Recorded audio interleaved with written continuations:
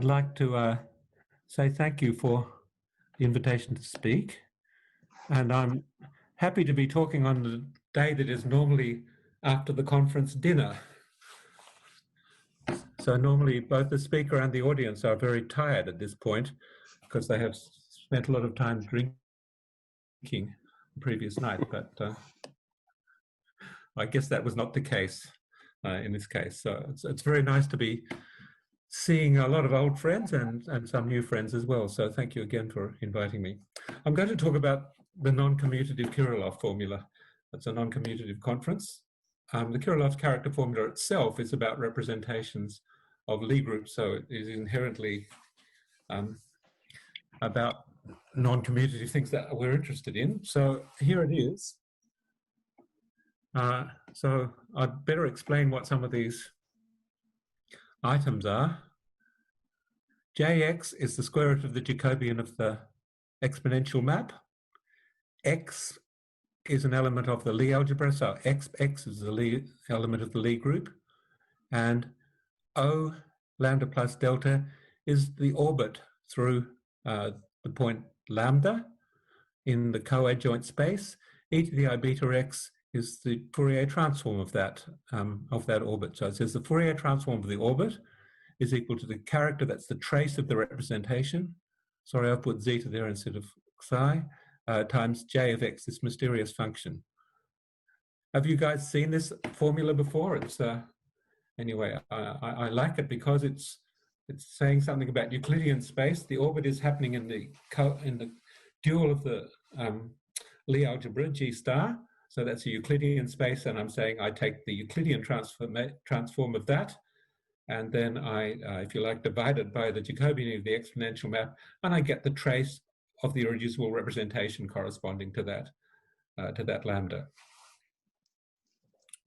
So it's a very nice formula, and it sort of holds for quite a lot of Lie groups. In particular, I'm going to talk mostly about compact Lie groups today because it's very exact in that case. All the irreducible representations are finite dimensional.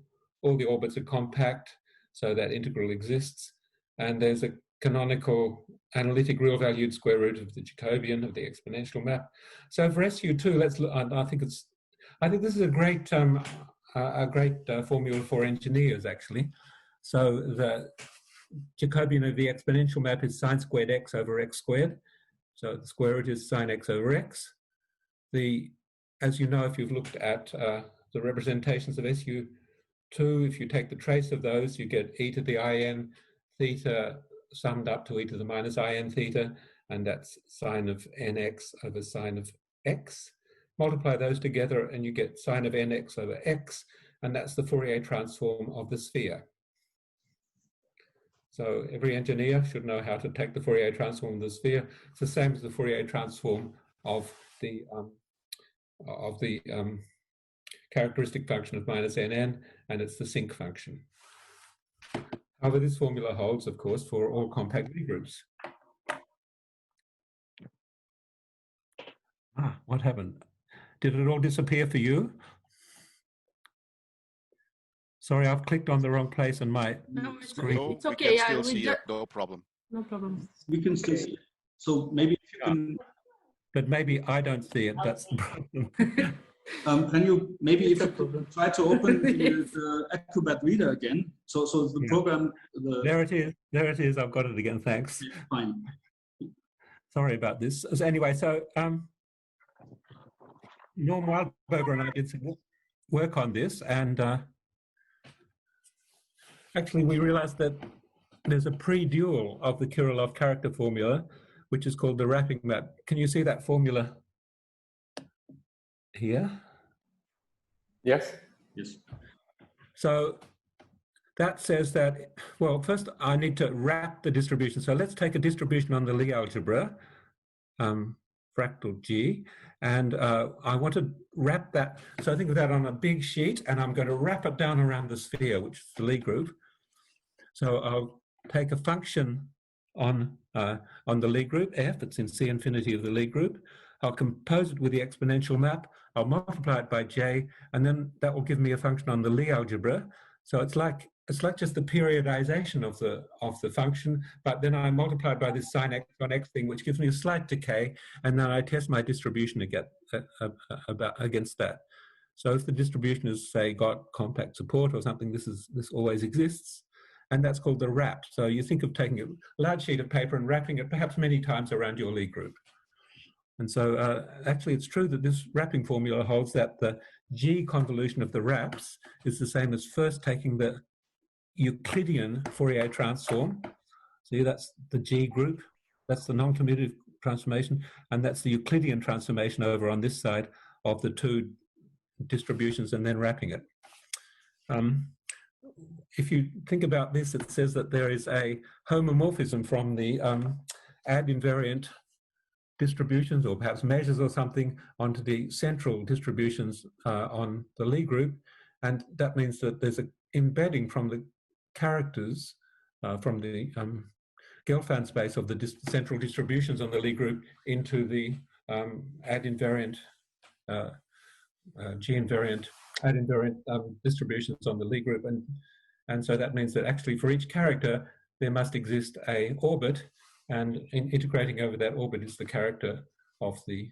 So this gives you directly as a consequence the Kirillov character formula. Okay, moving down to the next slide. So to do this, we're interpreting the Fourier transform of a function or tempered distribution as a function or tempered distribution on G star on the dual of the Lie algebra. So the Kirillov character formula says that, here's a way of interpreting it, that the Liouville measure, which is the invariant measure, group invariant measure, ad star invariant measure on the orbit O lambda, has a Fourier transform which is a C infinity function chi lambda composed exp on G. So if we take the inverse Fourier transform of each side, we can interpret this formula to say that the Fourier transform of the function of the C infinity G function J times x lambda composed exp is the Liouville measure on O lambda plus delta. So there's that formula number 1 there. Hope you can all see it. And so that the Liouville measure is like the surface measure on the sphere. That's exactly what it would be for SU2.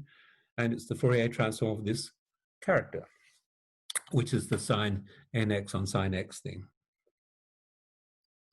So this is, I've kind of taken the dual of the Fourier transform, the inverse Fourier transform, the Kirillov character formula. So I've always loved this because somehow it shows that representation theory is the right, this is the right representation for theory for an engineer. Engineers are very good at taking Fourier transforms of spheres and things like that. And this says, okay, you take the Fourier transform of the sphere, just divide it by this sine x over x thing, and then you will get back to something in the Lie group, a non-commutative object. So I try to sell this to the odd engineering student who comes across to try and study some mathematics. I say, here's the right way to understand this. However, I mean, something that I've often thought about is that wrapping map that I showed you is a commutative thing. Ad invariant objects on the Lie algebra go to central functions on the Lie group. So it's really only about a commutative subalgebra. So I always wondered what was this lovely character formula restricted just to the commutative setting where we have ad invariant or central functions.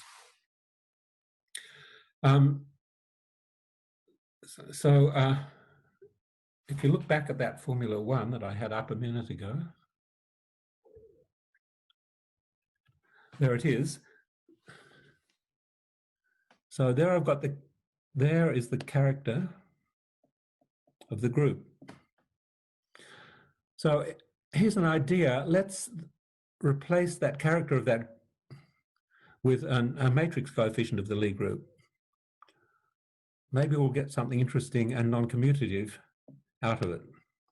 So this is the idea I'm going to put to you. So supposing we have an irreducible representation of the compact Lie group corresponding to the weight lambda acting on a finite dimensional Hilbert space H lambda.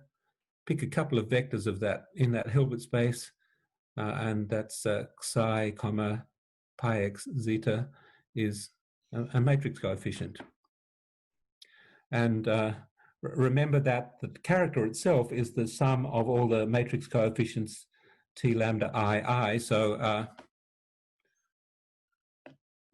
somehow those guys all add up. Fuck. Sorry, I've just leapt over too far. I should be using these, I think.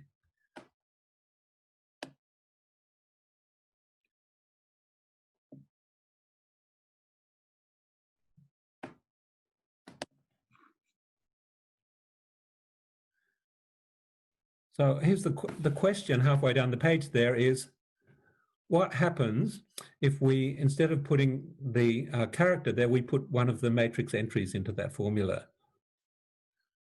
Can we take its Fourier transform, think about it as a distribution on G star, and what's that got to do? Does that come out to be something interesting on the Lie group when we wrap it down like that with the exponential map? Interesting question, huh?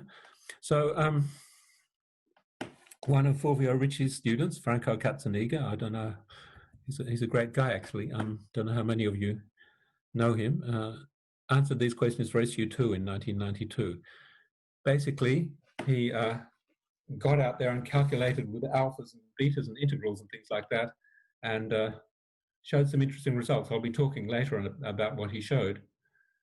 In 2007, I had a student, Raid Raful, who I got him to think about how to generalize the Katzenega work to arbitrary compact Lie groups. So that's what I really want to talk to you about today. So here's an approach to looking at that. The answer is yes, these are distributions. They're kind of supported inside the orbit. They're singular at the integral points inside the orbit. So that's, you can see where their singular support is, and there's even a convolution formula. So that's basically my talk, is to tell you, to make sense of all that and tell you what methods we need. So the basic method we need is Nelson's formula for the Vowel calculus. So I want to tell you a little bit about that. Maybe some of you know this a lot better than I do. So if R and D are Banach algebras with units 1R, 1D, E is a finite dimensional subspace of R spanned by self-adjoint elements, then you can map, find from E to D with norm 1. You can take 5, 1R equals 1D. That's a linear map. Then for all x, 5x is a Hermitian element of D. And so you can actually make that Bochner integral that I wrote down there. That always converges and belongs to the Schwartz space of RD. And so it defines a, if you test it against F, it defines a D-valued tempered distribution in WRD phi, known as the Vowel calculus of X with respect to D and phi. So Francois Katzenega didn't use this idea, and this was, I guess, the contribution of Raid was to see how this could be used. So if D is the set of bounded operators on the Hilbert space, which I'm going to be my representation space, obviously, and then E becomes a finite subalgebra of LH generated by a finite set of self-adjoint operators, and phi is the identity, then Nelson gave an explicit formula for the Vowel calculus, and here it's coming a little bit down here. If H is D-dimensional space, take an n tuple of self-adjoint operators, sigma D the unit ball in H and nu D the unitary invariant probability measure on sigma D, then you can define the joint numerical range. This is all sort of standard stuff. And mu A is the pullback of the joint numerical range under nu. That gives you a measure on Rn, supported by the inverse image under WA of the unit sphere sigma D. So if we have a basis for H, we can represent the AI as d by d matrices. And so if we take the partial differentiation operators, we set a dot ddx is equal to a1 ddx1 plus an ddxn. And for a matrix differential operator, you just sum the principal minors of m of order j, and then theorem 1 is Nelson's formula, I guess. If a is a1 up to an is above, then the Vowel calculus for a is given by this formula. It's got a few binomial coefficients, but you can see it's got a dot ddx of x to the m, and they're all applied to the measure mu a. That measure mu a is going to become the Liouville measure in the special case that we're looking at. So that was a very quick run through of the Nelson calculus. So we can apply that theorem to the case when pi lambda is an irreducible representation of G acting in H lambda. That's where we came in from earlier. So I want to link what Nelson tells us back into the irreducible representations of the group. So let's pick a basis for the Lie algebra, x1 up to xn. We'll let ai be 1 over I d pi lambda of x I. So these are the differential operators corresponding to the basis of the Lie algebra with the Lie derivative there. And we'll, instead of writing w lambda pi lambda h, I'll just write w lambda. And so the joint numerical range can be thought of a mapping from the unit ball of h lambda into G star, if we define wxu to be that sum there, where x is the sum, is an element of G, which is represented as a linear combination of the xi's. So then the mapping which goes from u to wu is the moment map of pi, which my colleague Norm Wildberger spent a long time studying. So then you can actually figure out that if you apply pi g to u, then that's the same as applying add g to x. And so w of pi g u is wu composed add star g. So this, the coadjoint representation comes in very naturally here. And if H is in, so everything in the Lie group is conjugate to something in the maximal torus, and so WHU is pi H U U, and so if U lambda belongs to the space V lambda in H, then we have WH of U lambda is lambda of H. So similarly for the weights mu and pi, and so the convex hull of the image of W lambda is exactly the orbit O lambda. So I know I'm going a little bit fast through this, but the details are all written up, and I'm going to give these notes to the conference organizers, but it can all be found quite nicely written in Ray's thesis, actually, but it also got published in Proceedings of the American Math Society.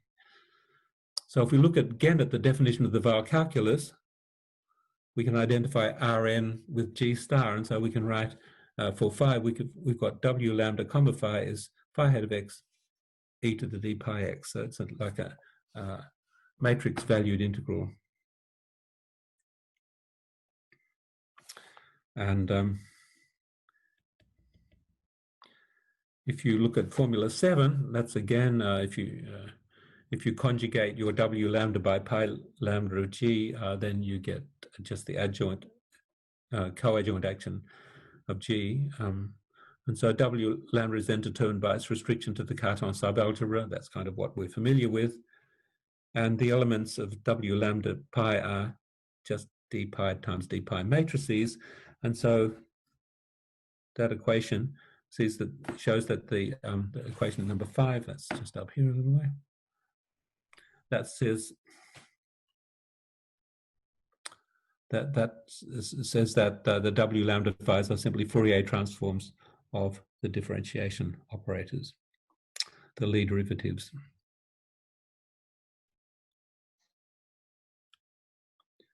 So now we can start solving some questions. The support of mu lambda is the orbit O lambda, and so the last observation shows you that the support of W lambda is the interior of O lambda. So for SU2, think of the O lambdas as spheres of radius lambda. Lambda could be a real number, say, a positive real number. And the support of W lambda is actually contained in the interior of that. It's kind of interesting to suss out what happens for SU3, say, where you have an 8-dimensional orbit which restricts down to a like a hexagon object on a 2-dimensional subalgebra. I think there's a lot of more computation to be done and interesting things to be discovered. So the singular support of W lambda is O lambda, but however, the Kirillov formula and the non-commutative one, we want to look at J lambda T lambda psi zeta composed xpec. So that J lambda that's there makes a bit of a difference actually. But we need that to make the convolutions work. So if you can take the Fourier transform of the function of the, so delta is the half the sum of the positive roots, and that is a positive, it's a weight, a dominant weight, and so therefore it has an orbit through it and a representation associated to it. And in fact, if you take the distributional Fourier transform of J, you get exactly that that orbit mu delta. So if you take if you now try to figure out the Fourier transform of J lambda times that matrix coefficients T lambda psi eta, that's a distribution on G star, which is mu delta convolved with the Vowel calculus. So now we'll just apply that observation to the Nelson formula, and you get a very explicit form for the Fourier transform of J times T lambda psi delta composed X. That's the thing we were looking for. And there it is. It's written out. There are some binomial coefficients. We do have to make sense of what A times d dx raised to tau k is. At the end, you will see over here, you will see the alluvial measure convolved with mu delta.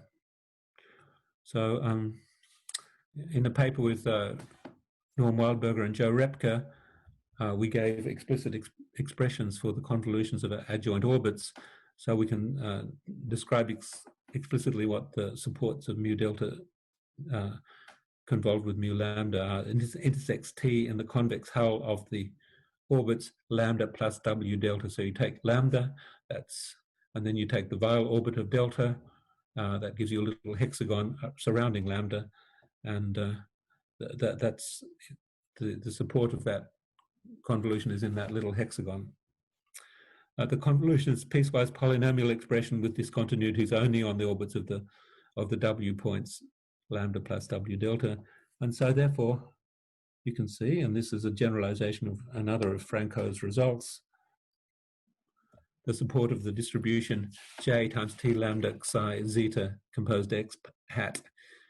It's an ad star invariant set whose intersection with T star plus is the convex hull of lambda plus W delta. And the singular support is the union of the coadjoint orbits O lambda plus W delta. So that gives us quite an explicit description of where the support of this Vowel calculus lives, or the supports of, if you like, of the Fourier transforms of the matrix coefficients. So I'd like to tell you a little bit more. I've got a couple more minutes. Let's see what happens for SU2, say. If we equip norm G with the usual killing form norm, negative of the killing form, and choose the basis x1 up to xn, and we give G star the dual norm, we'll set R to be the usual Euclidean norm on G star. Then you can work out that ddx dot x, that occurred in the Nelson formula, is R times ddr plus n times the identity. N is the number of elements in the basis of the Lie algebra, or the dimension of the Lie algebra. So therefore you can see that the matrix entries of the distribution J star w lambda x are polynomials of degree at most d lambda to the n minus 1 acting on polynomial differential operators acting on that convolved measure. So let's have a look at SU2, say. Let's choose the standard Pauli spin matrices A1, A2, A3.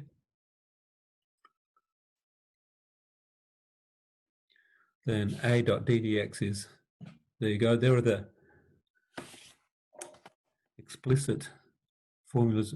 You get I ddxi minus ddx2 plus I ddx3, ddx2 plus I ddx3 and minus I. And A dot d2x dt squared is the diagonal thing with the Laplacian down the diagonal. So A ddx, actually, if you look at it a little harder, those L alphas are the root directions, and H is the direction of the maximal torus. So you've got positive and negative root directions and the maximal torus dimension. And so therefore you can see that the Vowel calculus looks like this. WL of A is 1 minus the Laplacian times I, and then that diagonal matrix H star L alpha star minus L star minus alpha minus H star applied to 3I plus R ddr of mu alpha. And so the Fourier transforms of the matrix coefficients are given by this explicit formula, where you can take this object, which is a good, nice engineering thing. It's like a tube kind of thing, and you can apply differential operators to it. Cute, isn't it? It's a really nice explicit description of all this. So mu lambda star mu delta is a radial function. Its restriction to t plus is exactly the characteristic function of the interval lambda minus 1 up to lambda plus 1.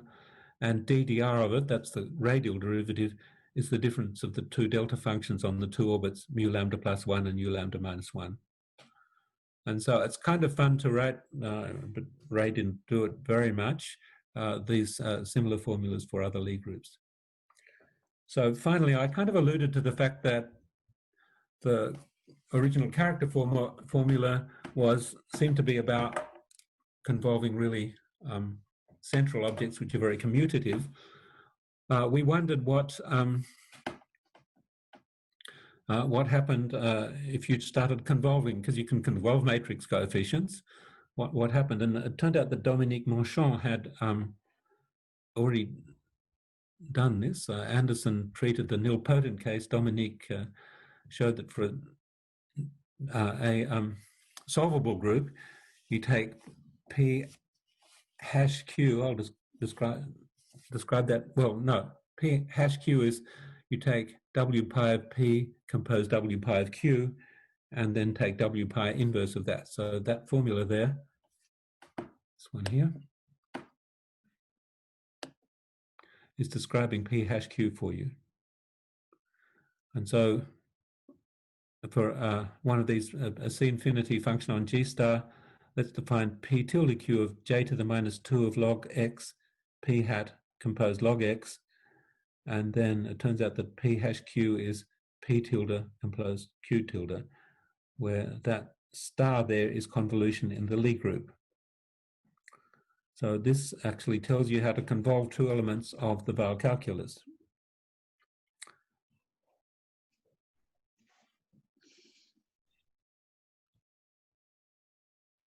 You've got to know that all the supports are good, but if they're all of compact support, even though it might be very large, this all works. So the first of these equations is nothing but the fact that the group Fourier transform maps group convolutions to composition of operators. But we can write this formula in a slightly different form. We'll start from a tempered distribution mu on G. Mu hat's a distribution on G star, and the convolution P equals mu star mu delta star mu hat exists as a tempered distribution on G star, and its G star Fourier transforms a tempered distribution on G. So let's see what that gives us.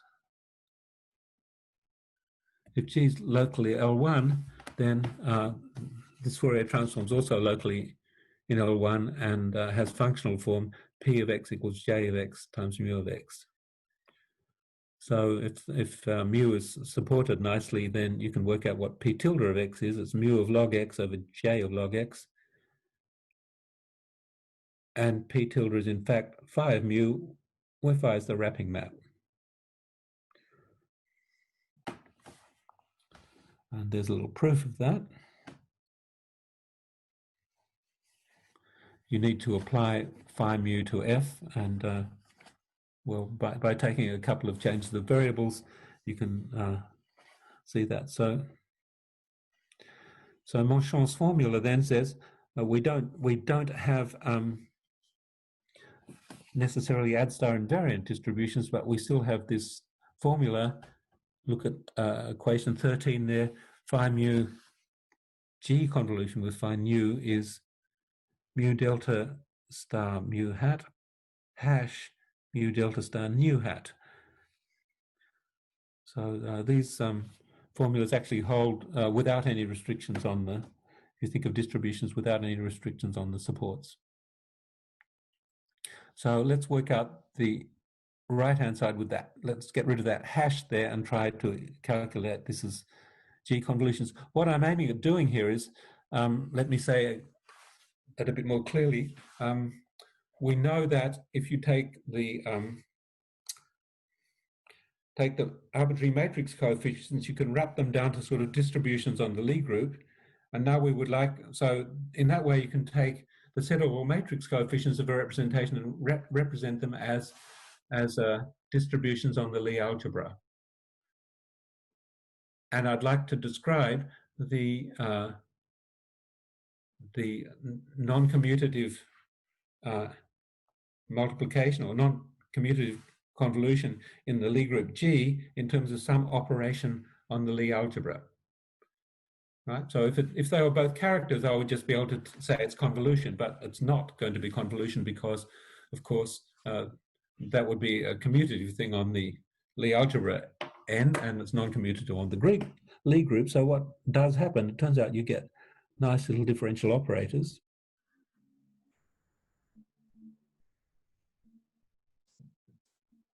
You can write down exactly what you get. So P is this differential operator, explicitly written there. If we test the distribution W lambda against the test function in S of G star,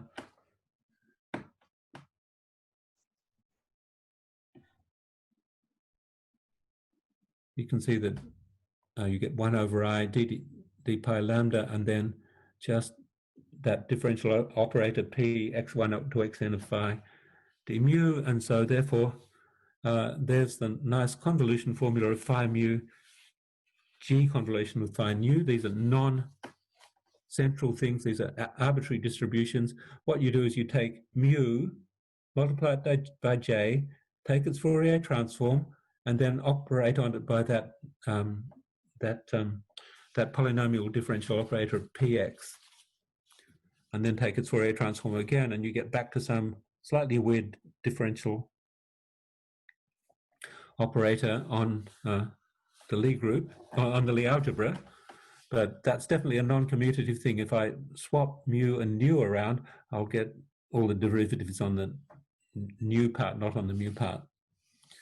So this reduces to the wrapping formula if both of these guys happen to be ad invariant, but otherwise it gives you a very Euclidean description of what the non-commutative convolution looks like, just in terms of operators on the Lie algebra.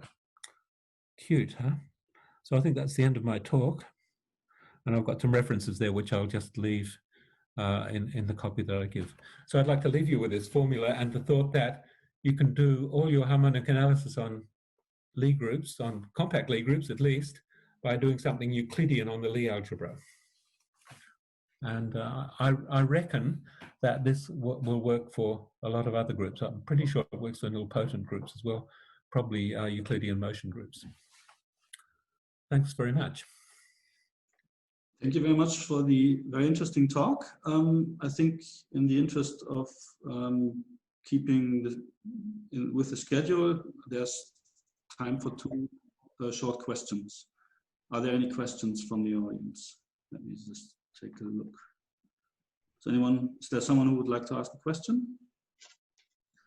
I have a short question regarding theorem 2 because this probably exhibits my degree of ignorance. But you talked about the interior of a coadjoint orbit there. Yeah. And I was a bit. So here we're talking about compact group action, right? Compact group action, yes. So how is the interior taken with respect to which topology? So there's a theorem of constant that says that if you take the coadjoint orbit, yes, then of course it intersects with the maximal torus. Okay. In each point, and then you look at the image of that maximal torus. That's a convex set, okay, which can be very explicitly described. And so it's anything that's conjugate to something in that convex set. Okay. Okay. Thank you. Can I ask a naive question? I mean, how much of this can be extended to the context of symmetric spaces? Because there we also have the advantage of having the Abel transform to help us with doing Fourier analysis. And Fourier. So, thank you for this opportunity. Do you have another half an hour? It turns out that you can't, there is a wrapping theorem for symmetric spaces, but you have to use Rouvier E functions to twist the convolution. But nevertheless, there is a wrapping map. I don't know about the non-commutative Kirillov formula though for symmetric spaces. I would like to. I have a student who might be watching. Tim, are you there? Who might think about this for his PhD. Okay, thank you. Okay.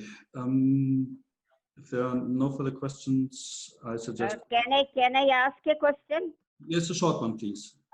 Yes, you see, I know your work with Wildberger and Repka, but did you try to put any of them in hypergroup language also? Yeah, I guess that, well, certainly with the compact Lie groups, the hypergroup picture is quite clear.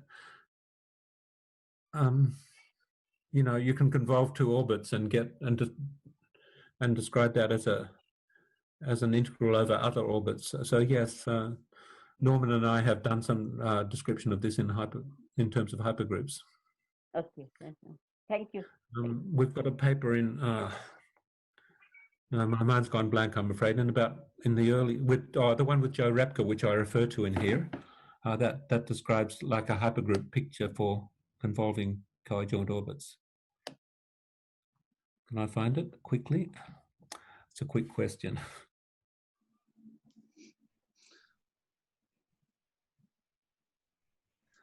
So it's number 8 on that list.